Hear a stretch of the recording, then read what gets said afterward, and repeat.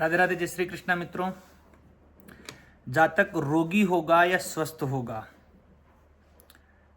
यदि आपके शरीर में स्वास्थ्य सही नहीं रहता है तो क्या कारण है, मूलभूत कारण क्या है ज्योतिष के ग्रंथों के आधार पर, इसका मैं थोड़ा सा आपको आकलन करना सिखा रहा हूँ कि आप स्वयं कैसे आकलन करें अपनी जन्म पत्रिका को देख करके कि मेरा स्वास्थ्य भविष्य में कैसा रहेगा।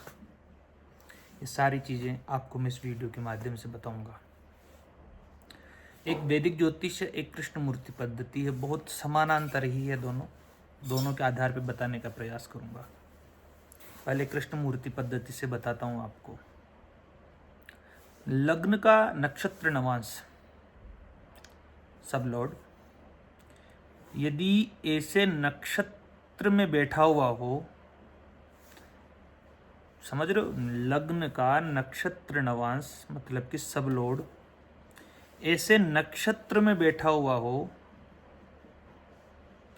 जिसका स्वामी, उस नक्षत्र का स्वामी षष्ठ भाव में बैठा हुआ हो, मतलब कि षष्ठ भाव में स्थित ग्रह के नक्षत्र में लग्न का कस्प सब लॉर्ड बैठा हुआ हो, तो लग्न का सब लॉर्ड षष्ठ भाव का प्रबल संकेतक हो जाता है, इंडिकेटर बन जाता है।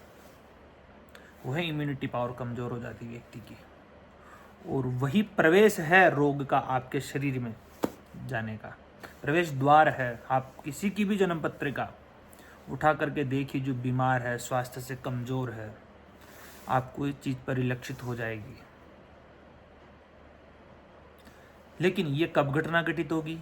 जरूरी नहीं कि हमेशा ही रोगी रहे, ऐसा नहीं है। डीबीए दशा भुक्ति अंतरा, लग्न और षष्ठ भाव से संबंधित संयुक्त दशा अवधि जब भी प्रारंभ होगी जीवन में, तो वह समयावधि उस व्यक्ति के स्वास्थ्य के लिए चिंताजनक रहेगी ही रहेगी। समझ चुके होंगे मेरी बात को। अब वैदिक ज्योतिष से बताता हूं आपको। वैदिक ज्योतिष में लग्नेश कमजोर हो, कोई भी लग्नेश बन सकता है, 12 राशियां रहती है, कोई भी राशि आ सकती है। लग्नेश का षष्ठेश से संबंध या षष्ठ भाव में स्थित रहना, या अष्टम भाव में बैठे रहना, या द्वादश भाव में बैठे रहना, या नीच राशि में बैठे रहना, या शत्रु ग्रहों से पीड़ित होना, लग्नेश का एक माइनस पॉइंट। फिर दूसरा चेक करना है, लग्न पर षष्ठेश तो कहीं लग्न को प्रभावित तो नहीं कर रहा है, अष्टमेश कहीं लग्न को प्रभावित तो नहीं कर रहा है, द्वादशेश कहीं लग्न को प्रभावित तो नहीं कर रहा है। द्वादश भाव पर किन्हीं पाप ग्रहों की दृष्टि, लग्न पर किन्हीं पाप ग्रहों की तो दृष्टि नहीं है, यह भी चेक कर लीजिएगा। भाव पीड़ित नहीं हो जाता है, भावेश पीड़ित हो जाता है। फिर चेक करना कारक सूर्य, क्योंकि स्वास्थ्य का कारक सूर्य ही है। जब भी व्यक्ति का स्वास्थ्य कमजोर होता है तो हम उपाय के लिए बताते हैं कि भगवान सूर्य को अर्घ्य दो। क्यों बताते हैं? इसका रीजन यही है कि वह स्वास्थ्य का प्रतिनिधित्व करता है। सूर्य, जो ग्रह आपके स्वास्थ्य को मजबूत रखे,